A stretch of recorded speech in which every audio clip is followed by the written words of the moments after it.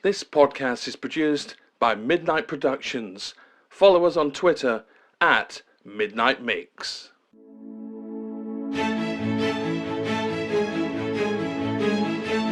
Hello and welcome, and in episode 2 we're going to concentrate on the Coral Eclipse.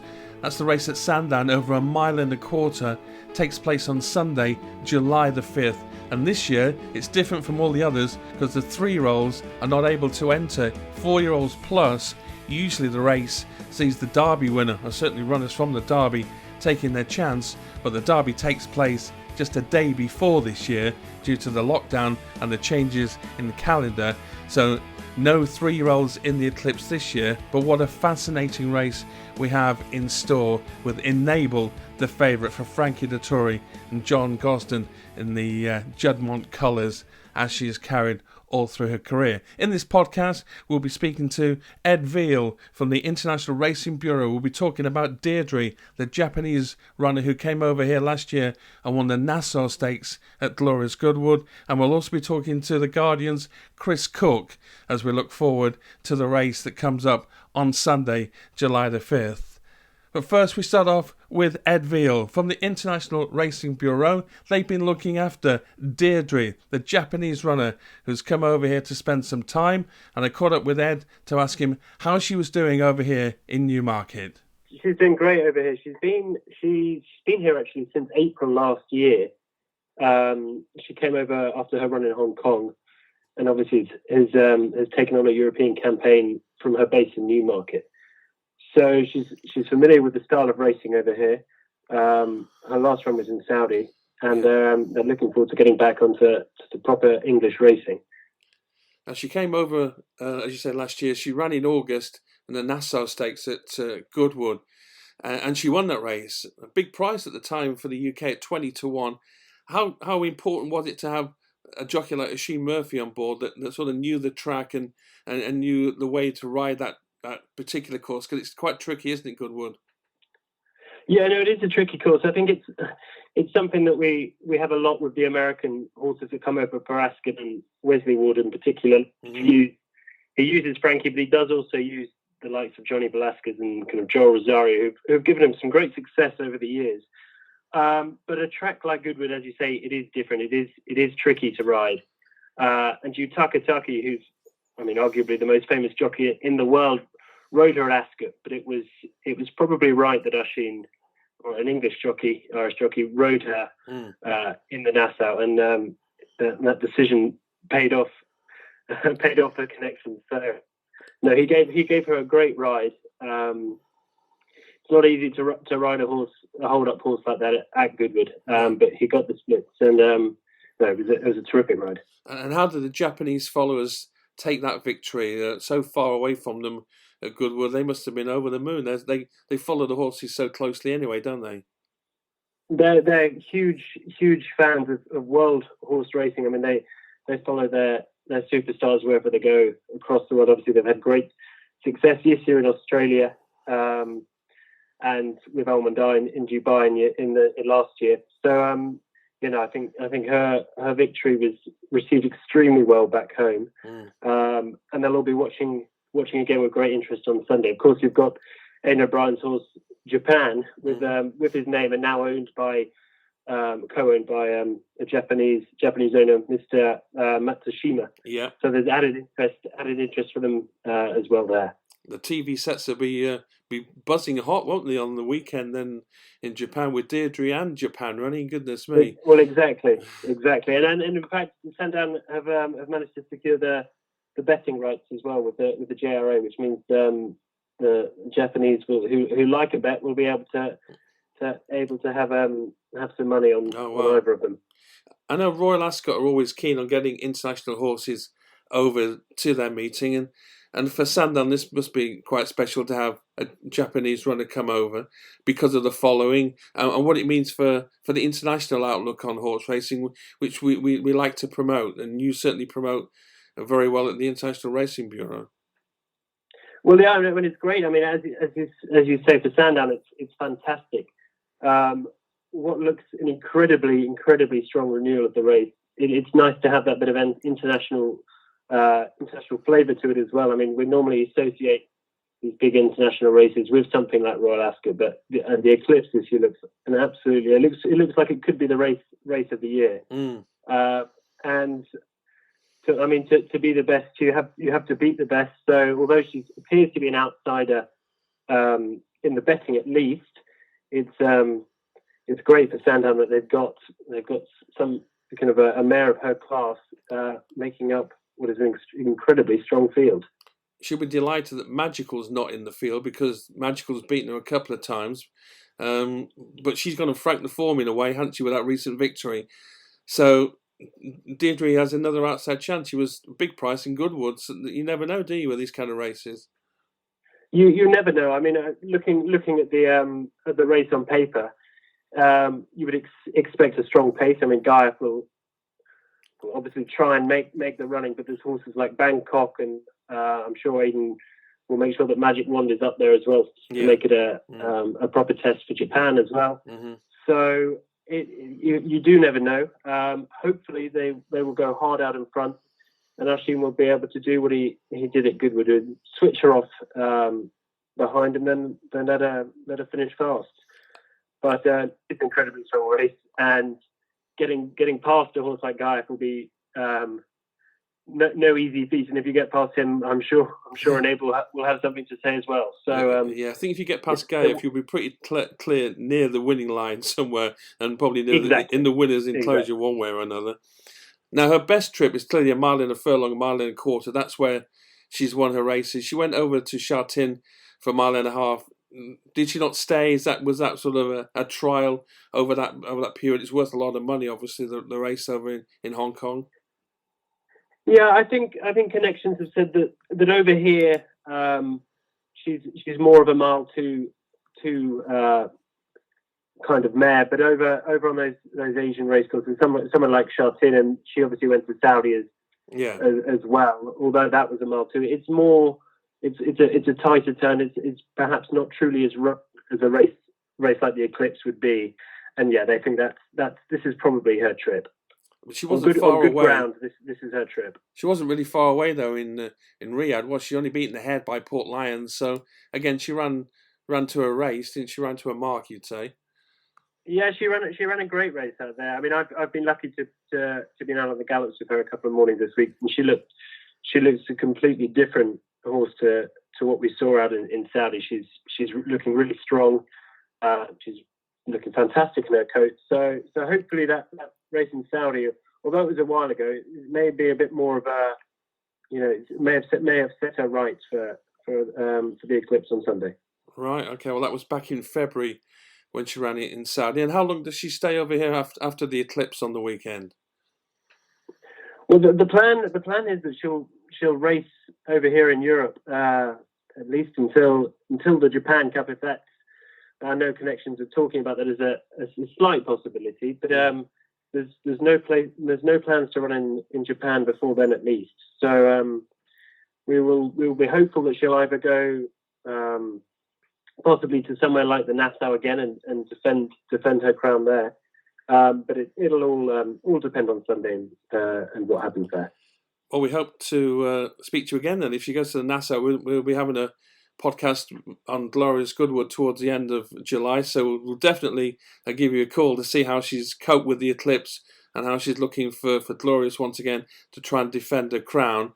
And wish you and all the connections all the best for the Eclipse on Sunday. It should be a cracking race.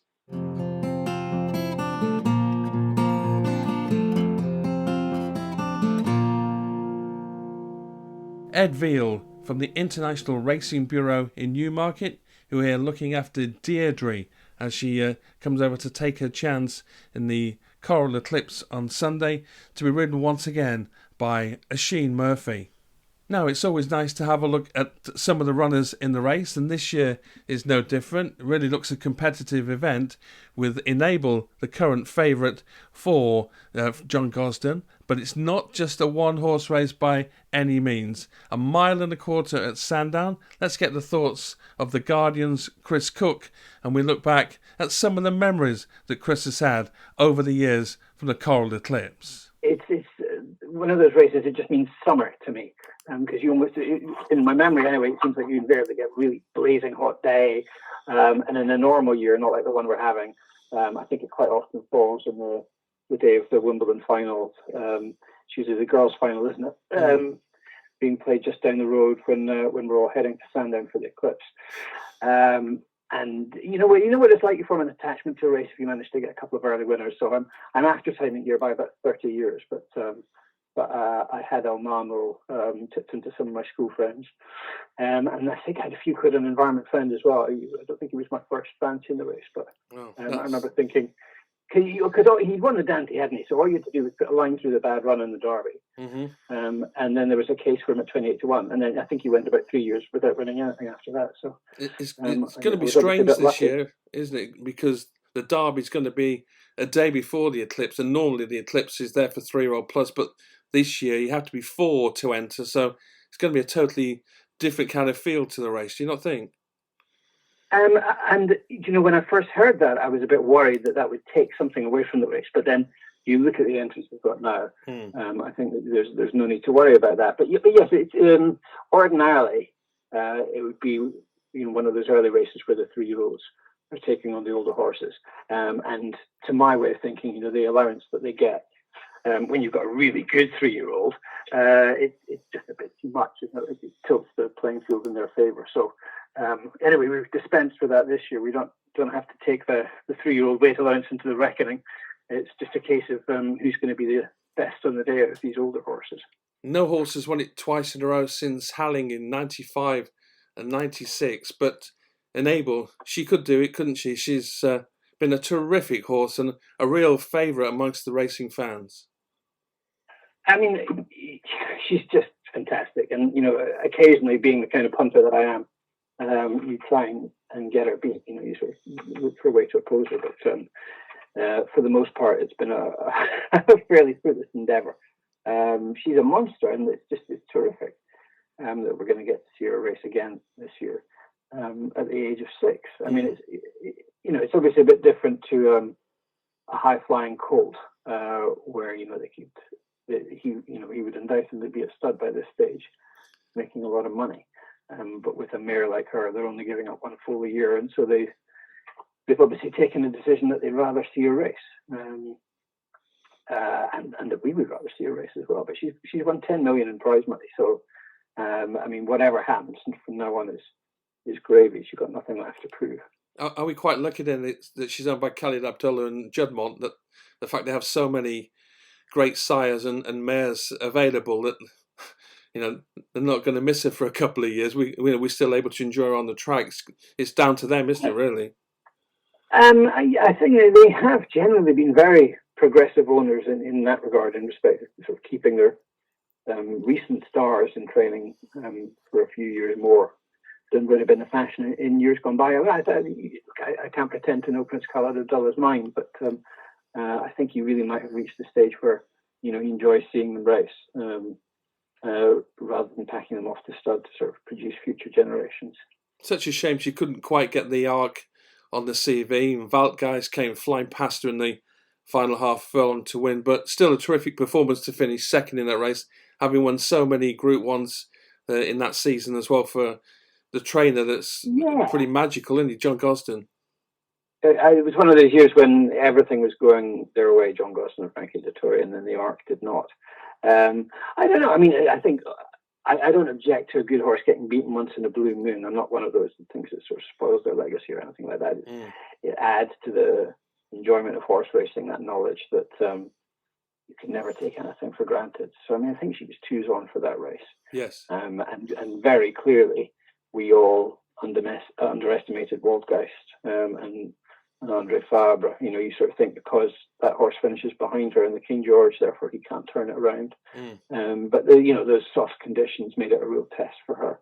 And I think possibly they got racing a fair way from home, and he's just sort of managed to stay on past her in the closing stages. So I mean, I certainly don't think that is a black mark against her name or anything like that. If you finish second in the arc on a bad day.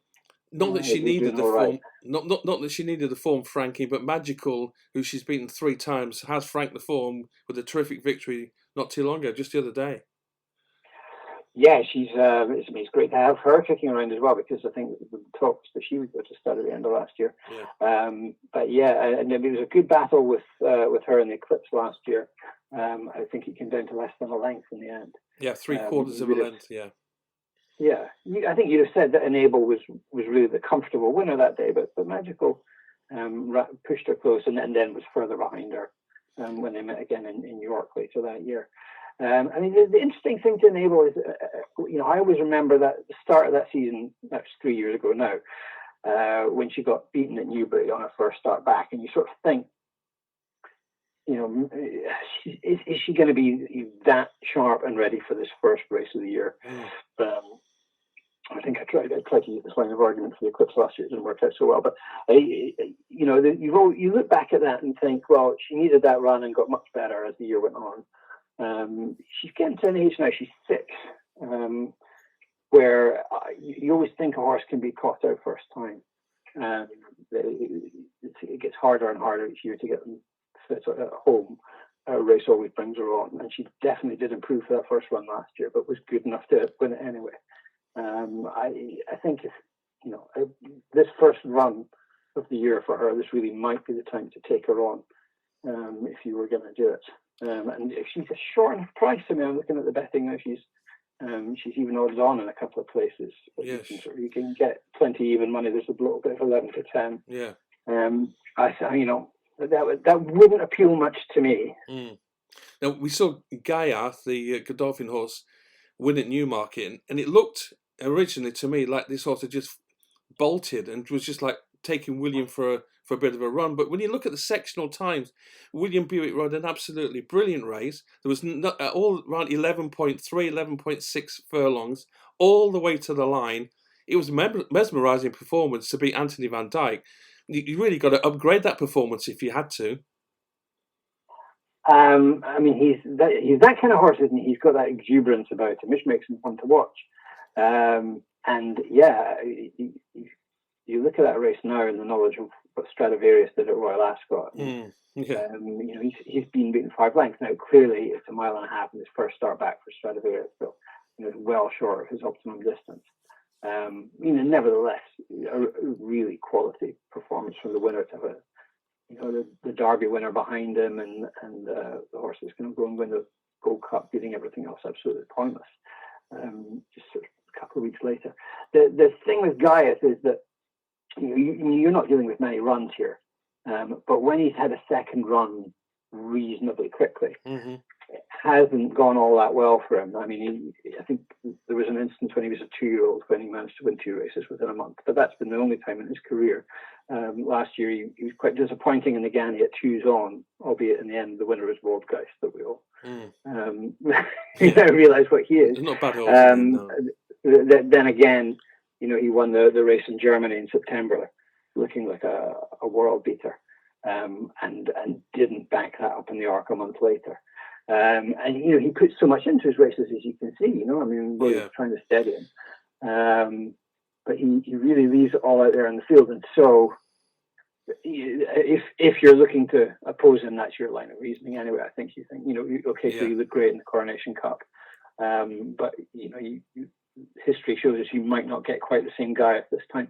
I think with the odds the way they are, I'd be inclined to take the chance, because I think really at 5-2, I mean, he's been shortening, but at 5-2, that's fair enough.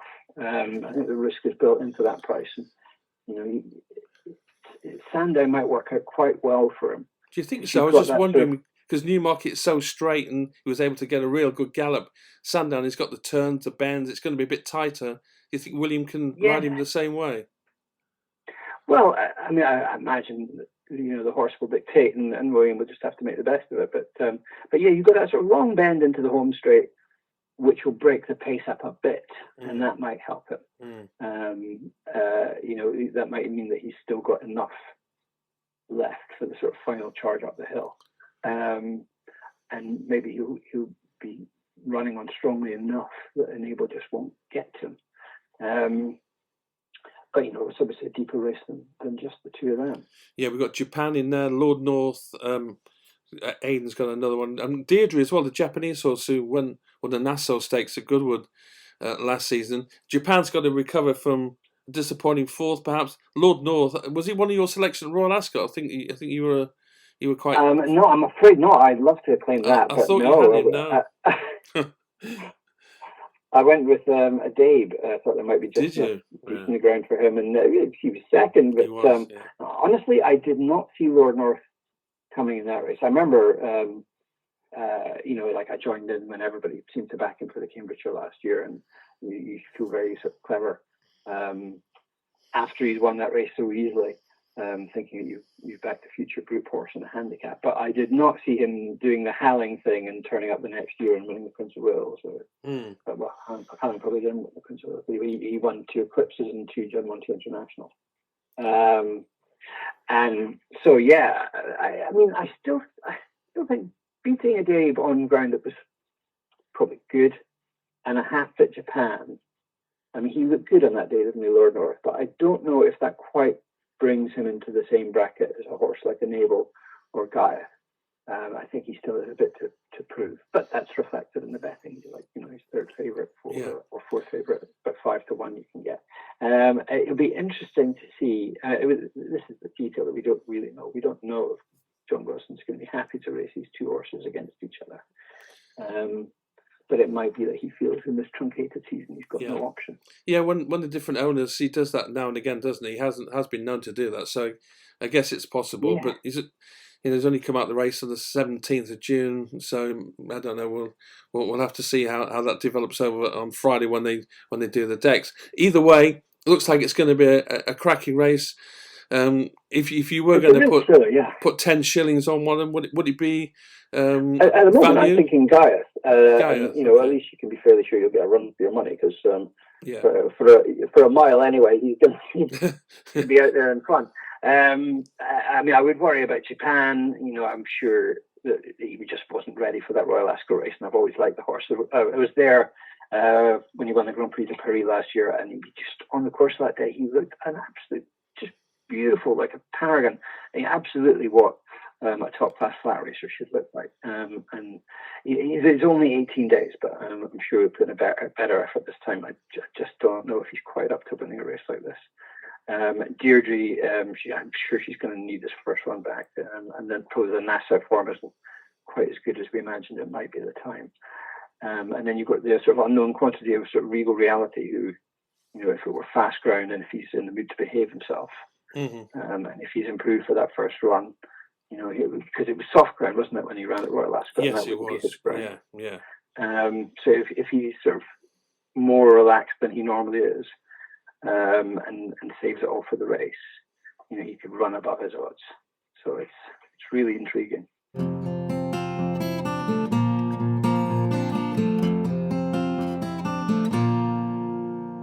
Chris Cook from The Guardian with his thoughts on the Coral Eclipse on Sunday, July the 5th.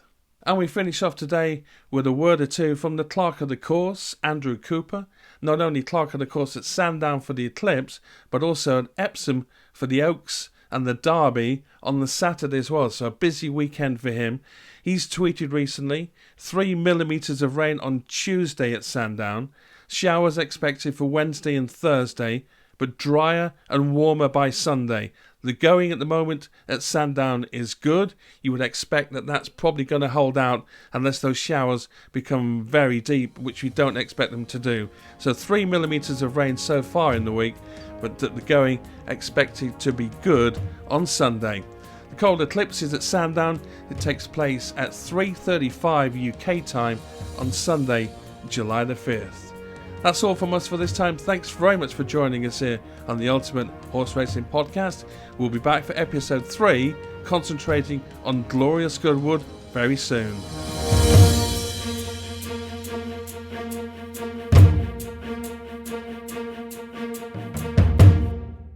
Make sure you subscribe to us on Apple Tunes and follow us on Spotify, the Ultimate Horse Racing Podcast.